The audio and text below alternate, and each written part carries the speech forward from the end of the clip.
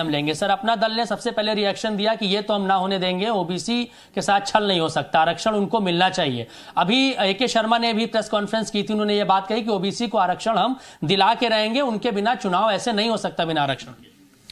देखिए, माननीय प्रधानमंत्री श्री नरेंद्र मोदी जी, हमारे गृह मंत्री जी आदरणीय अमित शाह जी के नेतृत्व वाली जो सरकार है वो हमेशा से पिछड़ों के हितों के लिए प्रतिबद्ध है।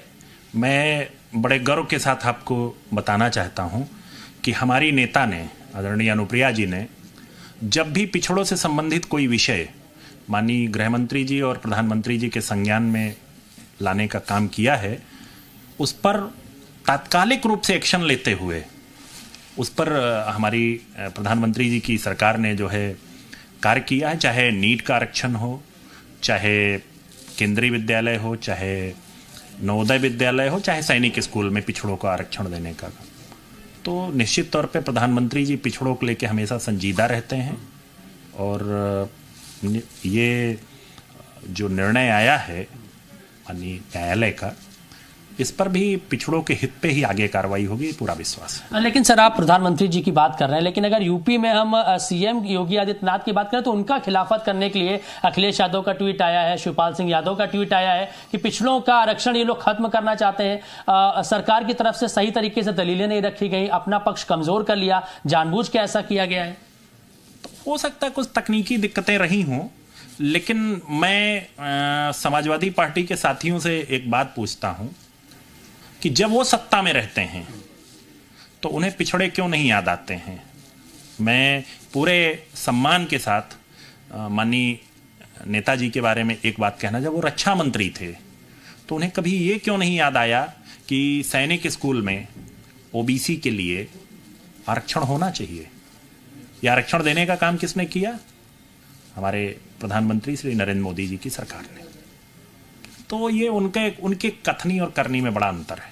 सर, 50 से 52% आबादी ओबीसी की उत्तर प्रदेश में है और माना जाता है कि बड़ा वोट बैंक भी ओबीसी का है। तो अभी आगे किस तरीके से इसको देख रहे हैं? सुप्रीम कोर्ट में क्या आप जाएंगे इस फैसले को लेकर? देखिए, हमारे सरकार इस पर मंथन कर रही है, सभी विधिक पहलुओं को देखा जा रहा है और निश्चित तौर पे इस पर प्रभावी कार्रवाई होगी, ऐसा मुझे पूरा विश्वास है।